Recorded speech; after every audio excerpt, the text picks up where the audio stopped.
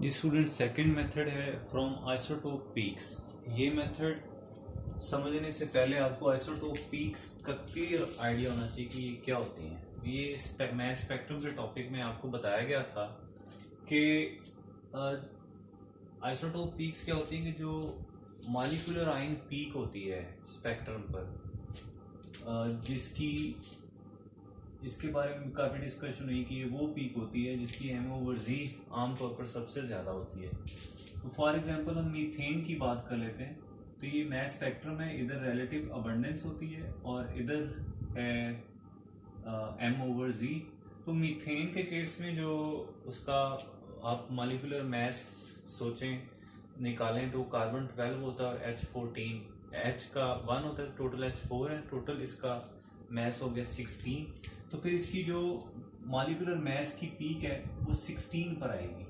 तो molecular mass is equal to 16 पर यहाँ इसकी पीक आएगी। इसे हम कहेंगे मॉलिक्यूलर आयन पीक, यानी ये मॉलिक्यूलर मैस के बारे में हमें बताती है।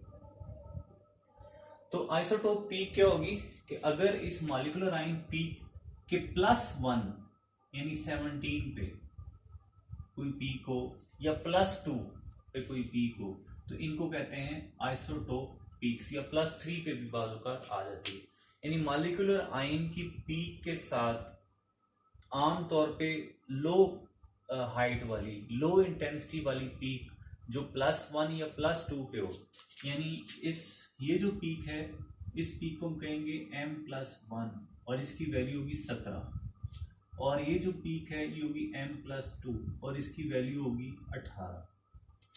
ये पीक्स क्यों आ जाती हैं? आइसोटोप्स की वजह से। क्या मतलब इस बात का? आप मीथेन इस मेथड को हम जरा देखते हैं। क्या मीथेन की एग्जांपल में चेक करें, मैंने यहाँ नीचे लिखा हुआ है कि CH4 में अगर कार्बन 12 ना हो बल्कि कार्बन 13 आइसोटोप आप लें, कार्बन 13 आइसोटोप लें, तो फिर CH4 का मैस कितना आएगा? मॉलिक्यूलर मैस 16 नहीं आएगा बल्कि 17 आएगा, क्योंकि 13 हो जाएगा कार्बन का और 4 हो जाएगा हाइड्रोजन का। तो 13 + 4 17 पे पीक आएगी। तो वो पीक 17 पे आने वाली पीक कहलाएगी M+1 पीक, यानी इसमें आइसोटोप आ चुका है इसलिए। या फिर ये हो सकता है कि हाइड्रोजन कार्बन 12 भी हो और हाइड्रोजन 4 हाइड्रोजन में से एक हाइड्रोजन प्रोटीन की बजाय ड्यूट्रियम हो, तो ड्यूट्रियम का मैस कितना होता है? 2। तो फिर ये पीक इस पर आएगी कि कार्बन का 12 + 3 हाइड्रोजन प्रोटीन है, यानी 12 + 3 15 और एक हाइड्रोजन ड्यूट्रियम है। ड्यूट्रियम का मैस होता है 2, तो 15 + 2 कितना होगा? 17। तो इस तरह भी 17 पे पीक आ सकती है। तो ये पीक्स कब आती हैं? जो मॉलिक्यूल के अंदर एटम्स मौजूद हैं उनकी अगर आइसोटोप्स आ जाए तो फिर ये पीक्स आती हैं। इन पीक्स को कहते हैं आइसोटोप पीक्स। तो इन आइसोटोप्स पीक्स की जो इंटेंसिटी है, यानी इसकी जो हाइट की परसेंटेज है, इनकी कितनी हाइट इनकी है, इसकी परसेंटेज कितनी है, ऊंचाई इनकी कितनी, इसकी मदद से भी हम मॉलिक्यूलर फार्मूला मालूम कर सकते हैं। तो है इसका तरीका भी पिछले जैसा ही कि इसमें भी टेबल्स बने होते और उन टेबल्स में जो एक्सपेक्टेड मॉलिक्यूलर फार्मूला है वो लिखा होता है और फिर आइसोटोप पीक्स की इंटेंसिटी लिखी होती है। तो हमने अगर किसी कंपाउंड का स्पेक्ट्रा किया और उसमें आइसोटोप पीक्स की जो इंटेंसिटी है वो हम टेबल के साथ मैच करके देखेंगे। टेबल के साथ मैच करके देखेंगे, जिस फार्मूले के साथ वो इंटेंसिटी मैच हो गई वो हमारा मॉलिक्यूलर फार्मूला होगा। मैं आपको टेबल से ये बात मजीद क्लियर करूंगा ताकि आपको समझ आ जाए। तो ये मेथड किस बात पर बेस करता है? ये measurement of relative intensity of isotope peaks. ठीक है, ये आइसोटोप पीक्स हैं, इनकी इंटेंसिटी यानी इनकी हाइट की मेजरमेंट पर ये बेस करता है।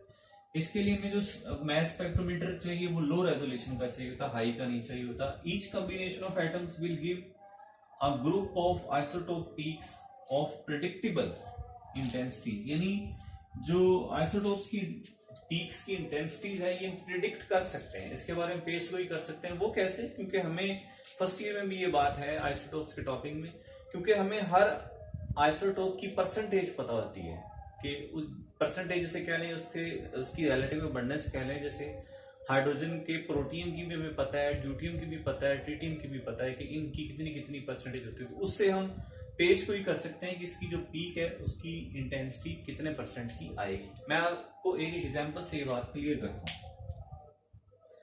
फॉर एग्जांपल मीथेन में जो है वो पूरा पैराग्राफ बुक वाला लिखने की आपको जरूरत नहीं है, जस्ट इतनी बात ये जो मैंने लिखी हुई है इतनी बात लिख देना काफी है मीथेन के लिए कि फॉर एग्जांपल M+1 पीक जो है वो कैसे आ सकती है मीथेन की, अगर कार्बन 13 हो या हाइड्रोजन ड्यूट्रियम हो, चार में से कोई एक। तो फिर अब हम इसकी इंटेंसिटी कैसे कैलकुलेट करेंगे, पीक की इंटेंसिटी। जरा केयरफुल इसको सुनना है कि मीथेन में एक कार्बन होता है, तो इस कार्बन की जगह 1 आ गया, एक कार्बन मल्टीप्लाई कार्बन 13 की अबंडेंस 1.12% होती है, ये आपको रट्टा लगाना पड़ेगा। कार्बन 13 की रिलेटिव अबंडेंस 1.12% होती है, यानी अगर टोटल 100 कार्बन के एटम्स कुदरती तौर पे नेचुरली पाए जाते हैं तो उसमें से 100 में से जो C13 वाला आइसोटोप है वो कितना होगा, 1.12 होगा। और जो ड्यूट्रियम है H2 जिसका मैस होता है ड्यूट्रियम, यहां पर आप D भी लिख सकते हैं, वो हाइड्रोजन टोटल है कितने मीथेन में, 4 मल्टीप्लाई ड्यूट्रियम की अबंडेंस नेचुरली 0.015% होती है, इसकी नेचुरल अबंडेंस 0.015% होती है, यानी अगर 100 एटम्स हाइड्रोजन के हैं तो उसमें से 0.015 एटम होंगे ड्यूट्रियम के। तो इस तरह उसकी परसेंटेज, इनको मल्टीप्लाई किया फिर दोनों को हमने आंसर निकाला तो ये आया 1.18%। इसका मतलब है कि जो मीथेन में अगर आप आइसोटोप वो वाला आइसोटोप ऐड करते हैं जिसका एक मैस ज्यादा हो, जैसे 13 या ड्यूट्रियम, तो फिर M+1 पीक आएगी और वो आएगी, उसकी इंटेंसिटी होगी 1.18%, यानी कि जो 17 वाली पीक है इसकी इंटेंसिटी होगी 1.18%। ये इंटेंसिटी निकालने का तरीका है। इस तरह M+2 पीक भी निकाली जा सकती है। वो कैसे निकालेंगे आप, इसमें आप 2 ज्यादा मैस वाला आइसोटोप यूज कर लो, जैसे C14 यूज कर सकते हैं आप, या यूं कर लें कि ड्यूट्रियम एक ही बजाय 2 इसमें ड्यूट्रियम डाल दें तो फिर मैस इसका 16 नहीं रहेगा बल्कि 18 हो जाएगा। तो फिर उस पीक को हम कहेंगे M+2, यानी मैस 16 था उसमें 2 और ऐड हो गया तो M+2 पीक। तो M+2 पीक भी कैलकुलेट की जा सकती है। ज्यादातर कंपाउंड्स में M+2 पीक बहुत छोटी सी होती है और ये M+2 पीक बड़ी इंपॉर्टेंट है। कौन से कंपाउंड्स में, क्लोरो और ब्रोमो कंपाउंड्स में बड़ी इंपॉर्टेंट होती है। वो क्यों, आप एक एग्जांपल से ये बात देखें कि molecular ion peak of C3H7Cl और M+2 पीक, अगर आप यानी आइसोटोप 35 वाला क्लोरीन का यूज करते हैं तो फिर ये M पीक है, अगर आप 37 वाला आइसोटोप यूज करते हैं तो फिर उसमें 2+ किया हुआ है तो ये M+2 पीक है। यानी क्लोरो कंपाउंड्स में आमतौर पे जो M+1 पीक है वो इतनी नहीं होती, वो कम इंटेंसिटी की होती है, क्योंकि उसमें क्लोरीन का 36 वाला आइसोटोप होता ही नहीं है, या 35 या 37 का होता है। तो इस केस में M पीक आएगी 78 पे और M+2 पीक आएगी 80 पे।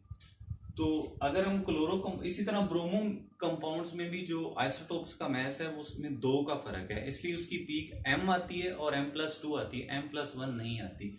इसलिए लिखा हुआ है कि डबलेट हमें मिलती है। डबलेट का मतलब क्या है कि हमें एक मॉलिक्यूलर मैस वाली पीक मिलती है और M+1 नहीं मिलती बल्कि M+2 मिलती है। तो इसलिए क्योंकि 2 पीक्स हैं इसलिए इसको डबलेट का नाम बुक में दिया हुआ। M+2 पीक सल्फर कंपाउंड्स के लिए भी होती है। तो ये M+2 पीक्स बड़ी एक अच्छा तरीका है ये पहचानने के लिए कि हमारे कंपाउंड में क्लोरो है या ब्रोमो है या सल्फर है, इनकी आइडेंटिफिकेशन के लिए ये चीज इस्तेमाल होती है। तो M+1 abnormally small M+1 peaks ये मिलती है हमें कौन से कंपाउंड्स के लिए, फ्लोरो के लिए, आयोडो के लिए और फास्फोरस, यानी इनके लिए M+2 नहीं मिलती बल्कि M+1 मिलती है और वो भी बहुत ही स्मॉल। उसकी क्या वजह, उसकी वजह यह है कि ये जो हमारे फ्लोरीन और आयोडीन और फास्फोरस है ये मोनो आइसोटोपिक, इनका कोई और आइसोटोप होता ही नहीं है, और कोई और आइसोटोप नहीं होता तो इसलिए इनकी M+1 पीक अगर होगी तो वो हाइड्रोजन जो इनके साथ मौजूद है उसकी वजह से हो सकती है, क्योंकि हाइड्रोजन में ड्यूट्रियम हो सकता है और उस ड्यूट्रियम की परसेंटेज क्योंकि बहुत कम होती है, 0.0015 होती है परसेंट, तो इसलिए अगर M+1 पीक आई हुई तो वो बहुत ही स्मॉल पीक आती है इन कंपाउंड्स के लिए। नेक्स्ट हम आगे इसको देखते हैं।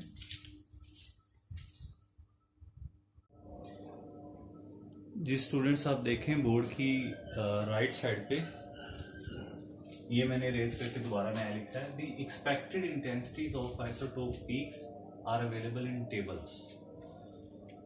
जो डिफरेंट एटम्स के कॉम्बिनेशन हैं, कार्बन के, हाइड्रोजन के, ऑक्सीजन के, उसके उनकी जो एक्सपेक्टेड जो आइसोटोप्स की इंटेंसिटी की पीक्स हैं वो टेबल्स में दी गई हैं। जैसे मैंने यहाँ एक टेबल आपके सामने लिखा हुआ है, मिसाल के तौर पे ये एक टेबल है, तो ये बुक पे अवेलेबल है। मैंने टॉप वाली 3 वैल्यूज यहाँ ली हुई हैं।